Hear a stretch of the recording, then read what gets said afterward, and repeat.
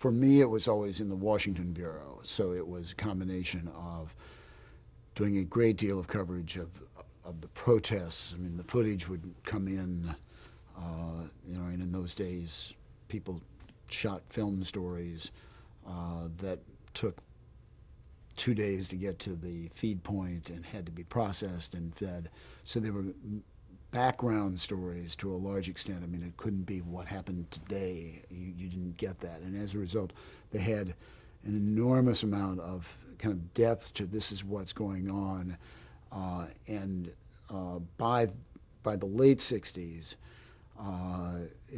the war was so uncontained and people were out with various people that you began to sense the discontent and despair of guys in the field.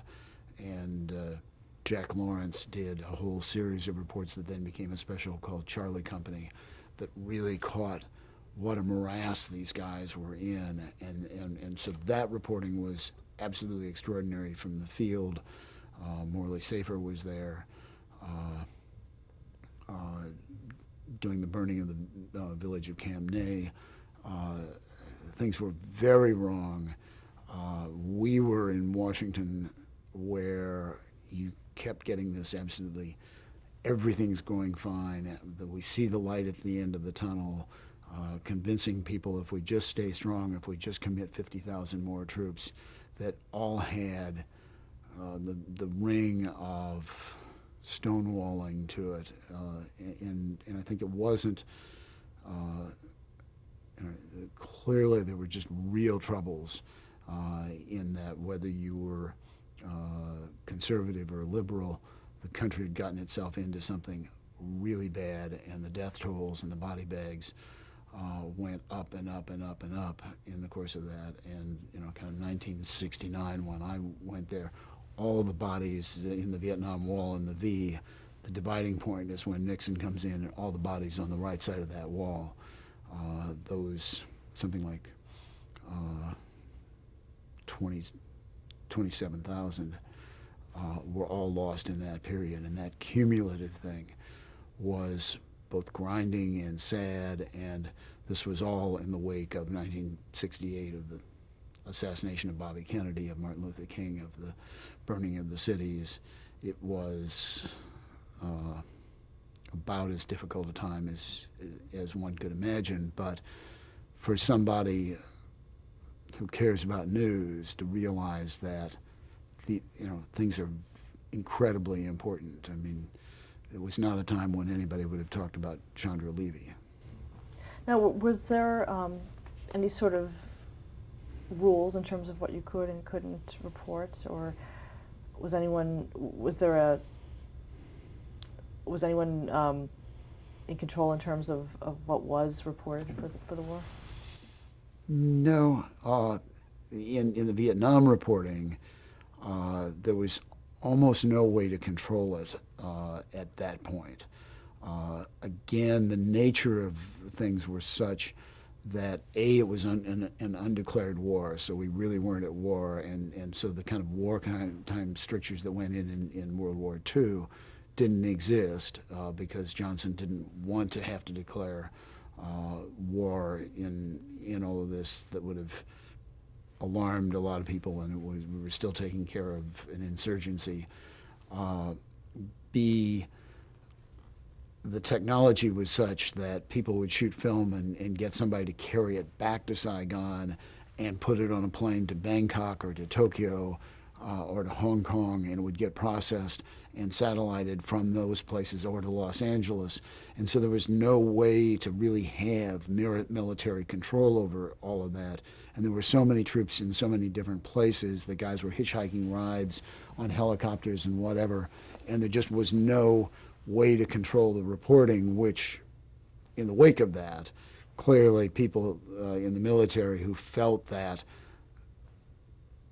this is not something that the American people shouldn't see a war that close up because they won't have the stomach for it, thought long and hard about how to control it. And certainly when we got to the Gulf War in 1991, by God, people who had learned their lesson really knew how to control a war and said, we're going to do this quickly and we're going to control the press, and they managed to do it.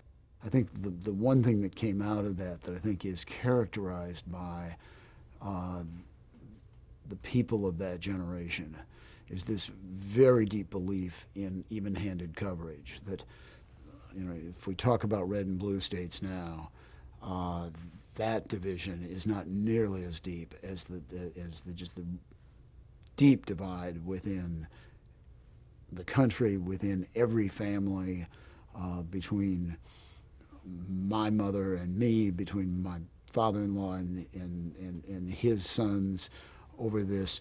And so the sense that all sides were deeply convinced for good reasons, but on different sides of things, that there was, out of that, you have to give each side its due and have to report as fairly and as fair-mindedly as you can. And I think characteristic of that generation and of the generation of newsmen formed by that period was a sense of even-handedness that could get lost, but that I think is a hallmark of true journalism.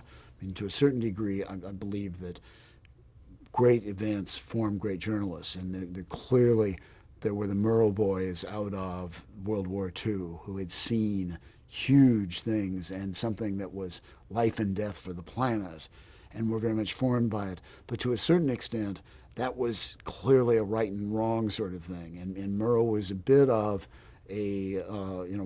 was more willing to take a side on something and say, not all things are equal and balanced, which is perfectly right. And in the Murrow-McCarthy broadcasts, there's no question that Murrow is saying, look at what McCarthy is saying, and is this right? And clearly in his great documentary, The Harvest of Shame, there was no question that he was saying, this is wrong. And this was a man who was shaped by being the person who was one of the first people into the death camp at Buchenwald. I think this next generation of great correspondents of Jennings and Koppel and Rather and Safer and Wallace were all formed by this great event that was everything from the civil rights movement to the Vietnam War to Watergate. And within that, in a nation that torn, they have this deep sense of even-handedness and fairness that is a hallmark of that era, and that I think is critical to preserve, and is somewhat in danger at a time when opinion broadcasting is widespread and cheap.